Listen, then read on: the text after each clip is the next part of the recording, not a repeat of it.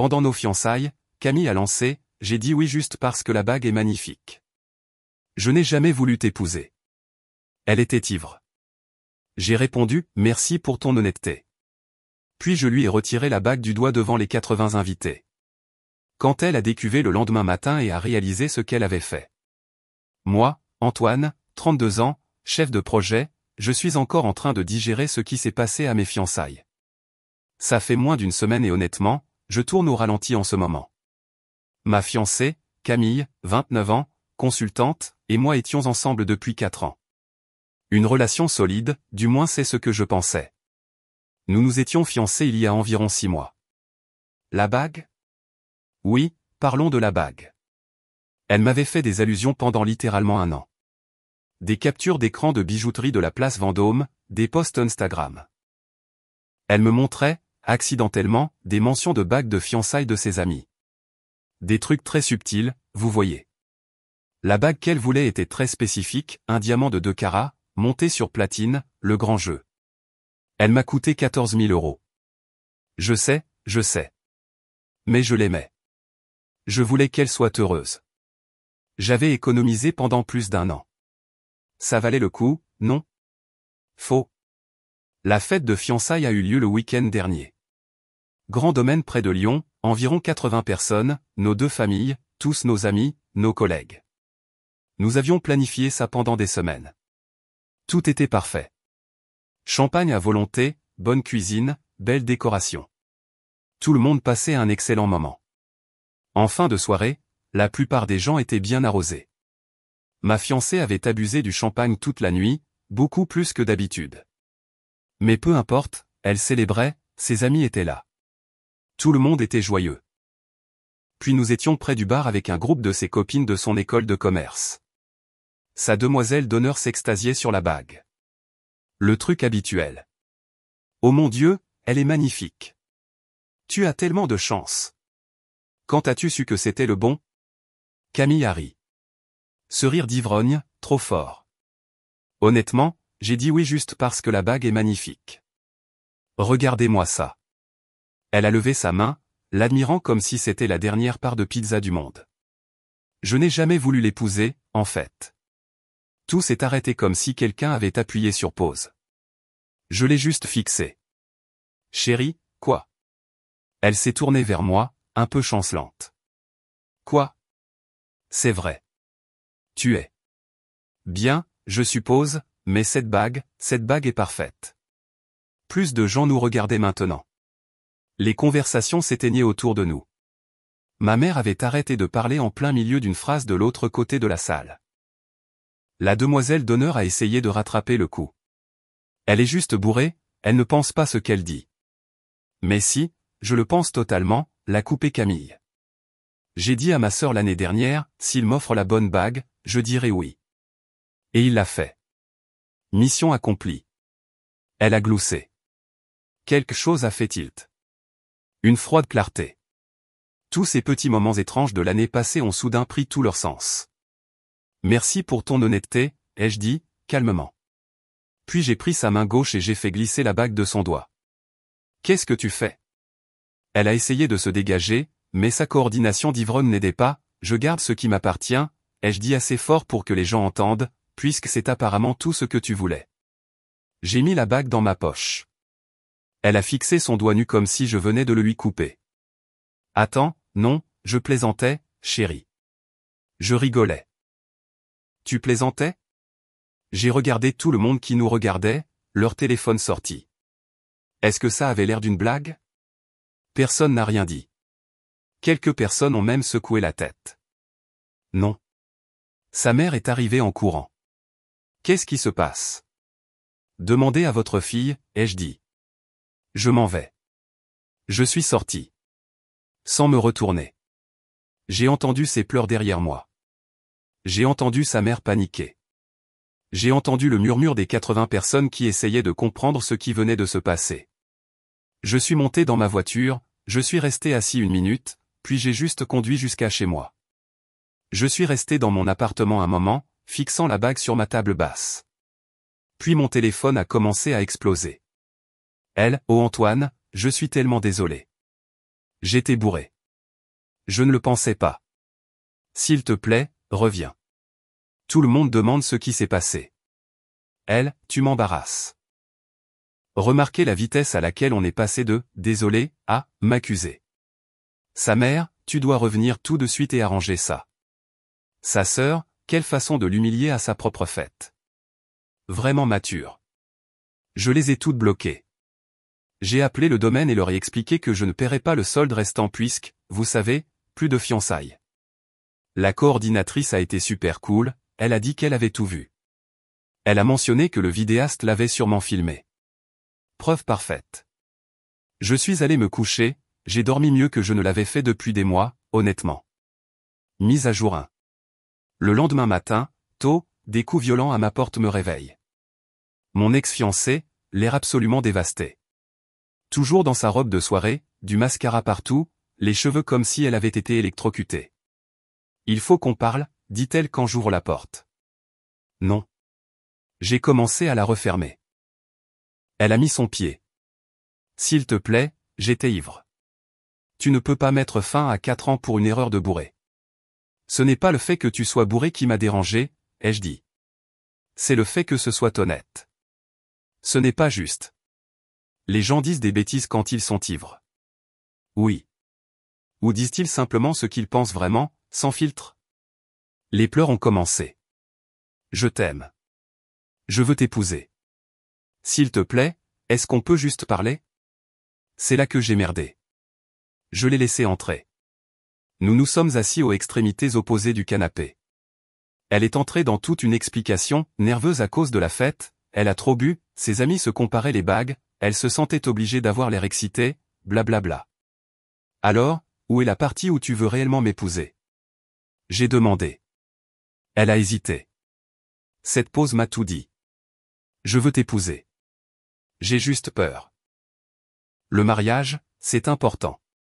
Tu n'avais pas trop peur pour planifier tout un mariage, envoyer des save the date, t'inscrire sur 3 listes de mariages différentes.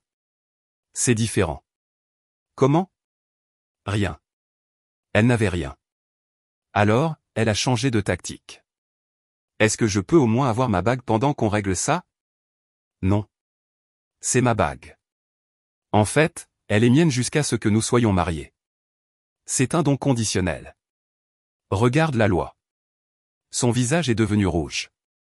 Tu es mesquin. Elle était destinée à moi. Elle était destinée à quelqu'un qui voulait m'épouser, pas à quelqu'un qui voulait des bijoux. Elle a essayé l'approche douce, tendant la main vers la mienne. Chérie, je suis désolé. Est-ce qu'on peut s'il te plaît s'en sortir? Aller voir un conseiller. S'en sortir de quoi? Toi qui décides si je vaux plus que la bague? Ce n'est pas. Tu déformes mes mots. Je répète tes mots d'hier soir devant 80 personnes. Elle s'est levée rapidement, la colère remplaçant les larmes. Bien, garde la bague. Je m'en achèterai une autre. Mais c'est de ta faute. Tu as abandonné notre couple. Bien sûr, je suis le méchant. Elle a claqué la porte si fort que le chien du voisin a aboyé. Quelques heures plus tard, son père a appelé. Un type généralement raisonnable. Pas aujourd'hui. Mon fils, ma fille est dévastée. Ce que tu as fait est cruel. Ce qu'elle a dit était plus cruel. Elle était ivre. Tu l'as humiliée publiquement. Elle s'est humiliée publiquement. Je n'ai juste pas fait semblant que ce n'était pas arrivé. Tu aurais pu gérer ça en privé. Pourquoi? Pour qu'elle puisse mentir à ce sujet plus tard? Au moins maintenant, il y a des témoins. Tu dois rendre cette bague et t'excuser. Pas question. Alors nous avons un problème. Non, monsieur. Votre fille a un problème. Plus le mien. Il m'a raccroché au nez. Cet après-midi-là, mon frère est arrivé avec des pizzas et de la bière. Il n'a pas posé de questions, il m'a juste laissé parler. Finalement, il a posé la question que j'évitais de me poser. Tu ne te doutais de rien? Honnêtement, parfois. Elle était toujours plus excitée par les préparatifs de mariage que par notre couple. Le lieu, la robe, les photos. On ne parlait jamais de où nous vivrions à long terme. Les enfants, les choses de la vraie vie. Et tu as quand même fait ta demande. Je l'aimais. Je pensais que peut-être elle s'y ferait. Il a secoué la tête. Tu as échappé à la catastrophe. Une catastrophe coûteuse. Mieux qu'un divorce. Vrai. Plus tard dans la soirée, la demoiselle d'honneur m'a envoyé un message. Nous n'avions jamais beaucoup parlé avant. Salut, tu devrais savoir quelque chose. Elle prévoit de poster sur les réseaux sociaux que tu as rompu sans raison et que tu lui as volé sa bague. Je te préviens juste. Merci. Pourquoi me le dire? Parce que ce qu'elle a dit était horrible. Je l'ai déjà entendu dire des choses similaires quand elle était bourrée. Ses amis l'encouragent. Quelqu'un doit ne pas apprécier ça. Elle va donc essayer de contrôler le récit. Génial. J'ai appelé la coordinatrice du domaine. J'ai demandé si je pouvais récupérer les séquences de la fête, en particulier la zone du bar. Oh, chérie, a-t-elle dit. J'ai déjà demandé au vidéaste de sauvegarder cette partie séparément. Je me suis dit que vous en auriez besoin. 10 minutes plus tard, la vidéo était dans ma boîte de réception. Camille disant exactement ce qu'elle a dit. Audio parfait. Réaction des témoins, tout. Une police d'assurance. Mise à jour 2. Elle a posté, évidemment. Un long paragraphe larmoyant expliquant comment son fiancé l'avait abandonnée à leur fiançailles à cause d'un malentendu et avait cruellement repris la bague devant tout le monde, et comment elle était dévastée et humiliée. Les commentaires ont afflué, ses amis la soutenant, me traitant de manipulateur, d'abusif, quelques amis communs demandant ce qui s'était réellement passé. Mes amis me défendaient mais se faisaient noyer. Sa mère a partagé le message avec sa propre histoire sur les hommes narcissiques. J'ai regardé tout ça se dérouler en temps réel. Mon téléphone explosait. Certains la croyaient, certains me croyaient. La plupart étaient juste confus. J'ai attendu 3 heures. J'ai laissé son poste prendre de l'ampleur. Je l'ai laissé croire qu'elle contrôlait l'histoire. Puis j'ai posté la vidéo. Juste la vidéo. Aucune légende nécessaire. Ces mots clairs comme le jour. J'ai dit oui juste parce que la bague est magnifique. Je n'ai jamais voulu l'épouser, en fait. Les visages choqués, moi qui reprends la bague, elle qui essaie de rire. La réponse a été nucléaire. En 1 heure, son post avait des centaines de nouveaux commentaires. Les gens la remettaient en question, exigeant qu'elle retire ses mensonges. Ses amis essayaient de la défendre, mais avaient l'air stupides. Elle a supprimé son post. Trop tard. Des captures d'écran partout. Ensuite, les appels. Elle, comment oses-tu poster ça? C'était privé. C'était à une fête publique avec 80 témoins et un vidéaste. Tu essaies de ruiner ma vie. Je dis la vérité. Tu as menti à ce sujet. Sa sœur, tu es une ordure. Une seule erreur et tu l'as détruit. Elle a fait l'erreur. Je ne la couvre juste pas, son père, retire cette vidéo tout de suite ou j'appelle mon avocat. Cool. J'attends. J'ai appelé mon propre avocat. Un ami de la fac qui fait du droit de la famille. Je lui ai tout montré. Il a ri. Elle a dit ça lors d'un événement public. Vous avez des images dont vous avez les droits, et elle ment à ce sujet en ligne. Il souriait. Mon vieux, si quelque chose, vous pourriez la poursuivre pour diffamation, mais ne le faites pas documenter juste tout et mettez cette bague en sécurité. Peut-elle la réclamer? Non. Les bagues de fiançailles sont des dons conditionnels ici. Pas de mariage, pas de bague. Elle est à vous. Et si elle prétend un mariage de fait? 4 ans de rencontre, vie séparée. Vous êtes tranquille. Ne lui donnez rien par écrit disant que vous reconsidérez. Bon à savoir.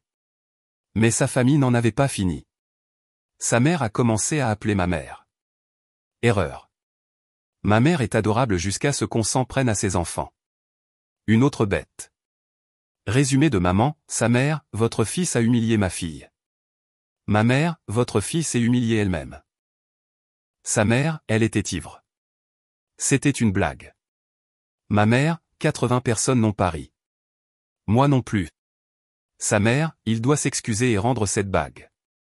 Ma mère, pourquoi? Ne pas épouser quelqu'un qui a admis ne pas vouloir l'épouser. J'ai mieux élevé mon fils que pour qu'il soit le second choix par rapport à un bijou. La mère de Camille a raccroché. Ma mère était en fait fière. Je ne l'ai jamais aimé de toute façon, a admis maman devant un plat à emporter mardi. Tu te souviens quand elle t'a fait rendre la première bague? J'avais oublié. J'avais initialement acheté une autre bague, environ 700 €. Une belle pièce vintage. Mon ex a littéralement pleuré en la voyant. Des larmes de déception. Elle a dit qu'elle ne pouvait pas poster de photos de cette bague. Elle m'a fait la rendre et acheter la chère. J'aurais dû comprendre à ce moment-là. Mercredi, sa sœur s'est pointée à mon travail. La sécurité m'a appelé. Tu dois arranger ça. Elle est en dépression, elle mange à peine. C'est de ta faute. C'est de sa faute d'avoir dit ce qu'elle a dit. Les gens font des erreurs. Les gens font face aux conséquences. Elle veut parler, arranger les choses. Je ne veux pas, 4 ans, ça ne signifie rien. 4 ans signifiaient tout pour moi. Apparemment, ça ne signifiait rien pour elle, sauf un chemin vers une bague chère. Elle t'aime. Elle aime les mariages. Grande différence. Nouvelle tactique. Qu'en est-il des acomptes? Le lieu, le traiteur, le photographe. Elle ne peut pas se permettre de perdre cet argent. Voilà. Ce n'est pas mon problème. Elle a rompu les fiançailles. C'est toi qui les as rompues en prenant la bague après qu'elle a dit qu'elle ne voulait jamais t'épouser. Peux-tu au moins payer la moitié? Ce n'est que justice. Ce qui est juste, c'est qu'elle paie la totalité. Tu es vindicatif. La sécurité a commencé à s'approcher. Elle a reculé. Ce n'est pas fini. Si, ça l'est. Mon patron a vu toute la scène sur les caméras de sécurité, il m'a appelé. Tout va bien? J'ai expliqué brièvement. Il a hoché la tête. Ton ex a l'air folle. Garde cette bague en sécurité. Mon ex-femme a essayé quelque chose de similaire. Ne cède pas un pouce. J'ai apprécié ça. Jeudi soir, demande de message sur Facebook. La meilleure amie de lycée de mon ex. Je la connaissais à peine.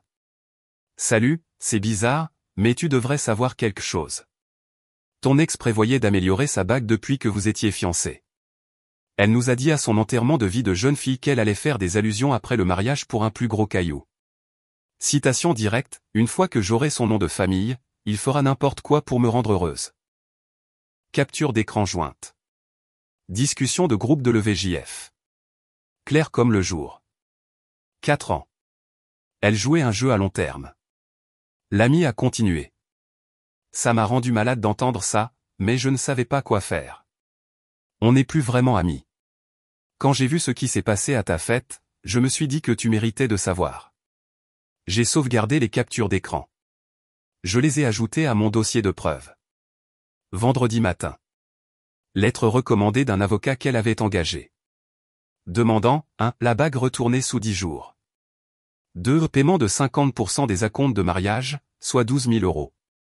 3. Des excuses écrites pour humiliation publique et diffamation. 4. La vidéo retirée des réseaux sociaux où ils intenteraient un procès pour préjudice moral intentionnel. J'ai appelé mon avocat immédiatement. Il l'a lu et a ri. C'est hilarant. Qui est son avocate? Je lui ai dit. Oh là là. Un charlatan de bas étage. Elle l'a trouvé sur un panneau d'affichage. Je lui ai transféré le courrier. 2 heures plus tard, mon avocat a envoyé une réponse à leur avocat. Professionnel mais brutal. La bague est légalement mienne selon la loi de l'État. Les acomptes de mariage sont sa responsabilité. La vérité est une défense absolue contre la diffamation. La vidéo était un événement public. Tout autre harcèlement entraînera des contre-plaintes. Il m'a mis en copie. Magnifique. Son avocat n'a jamais répondu. Mais le sentiment de droit n'était pas terminé. Loin de là. Quelques jours plus tard, dimanche matin, je reçois un appel du gérant de mon immeuble. Salut Antoine, j'ai reçu une plainte à ton sujet. Un tuyau anonyme selon lequel tu harcèles une résidente et profères des menaces. Mon sang s'est glacé. Quoi? Je vis seul. Je n'ai harcelé personne. J'ai pensé que c'était bidon, mais je dois faire le suivi. L'appelant s'est dit préoccupé par la violence domestique. Je n'ai pas de petite amie. Je viens de rompre des fiançailles. Mon ex est celle qui se présente ici. Peux-tu le prouver? J'ai une caméra connectée. Elle montre qu'elle s'est présentée plusieurs fois. Je peux vous envoyer les séquences. Faites-le. Ça sent quelqu'un qui essaie de vous faire expulser. Je lui ai envoyé les images. Elle qui se présente, frappe à ma porte, s'assoit sur mon seuil. Tout. Oui, c'est ce que je pensais, a-t-il dit. Je vais le noter dans le dossier. Si elle se présente à nouveau, appelez la police. Elle a donc essayé de me faire expulser. Cool. Vraiment cool. Puis est venu l'assaut des réseaux sociaux, mais pas directement de sa part. Intelligent. Ses amis ont commencé une campagne de rumeurs, postant des choses vagues sur les hommes manipulateurs et l'abus financier et le fait de reprendre des cadeaux par méchanceté. Sans jamais me nommer, mais tout le monde savait. Des commentaires sur mes anciens posts. Pas méchant, juste ciblé. J'espère que tu vas bien, avec un smiley triste. Prière pour la guérison, de personnes qui ne m'avaient jamais parlé avant. Me faisant passer pour le méchant sans le dire. Sa colocataire de fac a posté un fil entier sur les hommes qui utilisent l'argent pour contrôler les femmes et comment reprendre une bague de fiançailles est une forme d'abus. Ça a explosé. Des milliers de likes. Je n'ai pas répondu, je n'ai pas interagi, j'ai juste fait des captures d'écran de tout et envoyé à mon avocat. On est en train de bâtir un modèle, a-t-il dit. Si ça dégénère, nous avons des motifs pour une ordonnance restrictive. Mardi, sa mère a essayé une approche différente. Elle s'est pointée au club de lecture de ma mère. Oui, vraiment. Ma mère m'a appelé après. Elle était furieuse. Cette femme m'a coincé au club de lecture, a commencé à pleurer sur la façon dont tu as brisé le cœur de sa fille et volé sa bague. Et elle ne comprend pas comment j'ai pu élever un fils aussi cruel. Qu'est-ce que tu as dit? Je lui ai dit que peut-être elle aurait dû élever une fille qui ne ment pas sur le fait d'aimer quelqu'un pour son argent. Puis je suis parti, je ne retourne pas à ce club de lecture. Maman, je suis désolé. Ne t'excuse pas. Cette femme est délirante. Sa fille t'a joué pendant 4 ans et elle est en colère que tu aies mis fin à ça. Ma mère ne se met pas souvent en colère. Quand elle le fait, c'est impressionnant. Mercredi soir tard, mon téléphone a sonné. Numéro inconnu. Allô, ici l'inspecteur Morrison du commissariat. J'ai besoin de vous poser quelques questions sur un incident impliquant votre ex-fiancée. Mon cœur s'est arrêté. Quel incident? Elle a déposé une plainte affirmant que vous la harcelez et proférez des menaces. Pouvez-vous me dire où vous étiez au cours de la semaine dernière? J'étais au travail ou à la maison. Je ne l'ai pas contactée du tout. C'est elle qui s'est présentée à mon appartement. J'ai des images de caméra. Pouvez-vous me les envoyer? J'ai tout envoyé. Séquence de la caméra connectée, capture d'écran de ses SMS, les lettres menaçantes de son avocat. Tout. Merci. Restez près de votre téléphone. 1 heure plus tard, il a rappelé. Je voulais juste vous informer que nous ne donnons pas suite. Son histoire ne correspond pas aux preuves.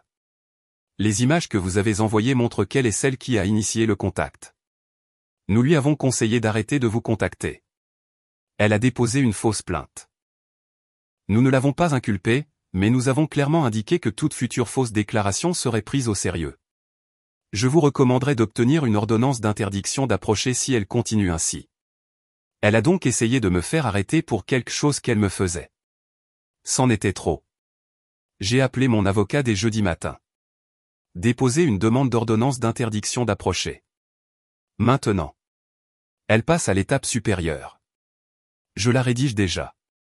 Entre la fausse plainte, la tentative d'expulsion, le harcèlement et le fait qu'elle se présente à votre appartement, nous en avons largement assez. Vendredi après-midi, elle a reçu les documents. Ordonnance d'interdiction d'approcher temporaire. Pas de contact. Restez à 100 mètres de distance. En attendant l'audience. Mon téléphone a explosé.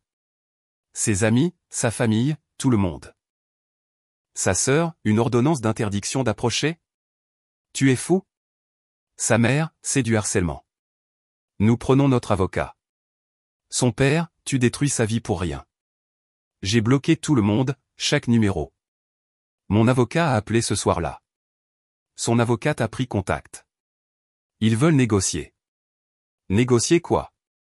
Ils abandonneront toutes les réclamations concernant la bague et les acomptes de mariage si vous retirez l'ordonnance et supprimez la vidéo.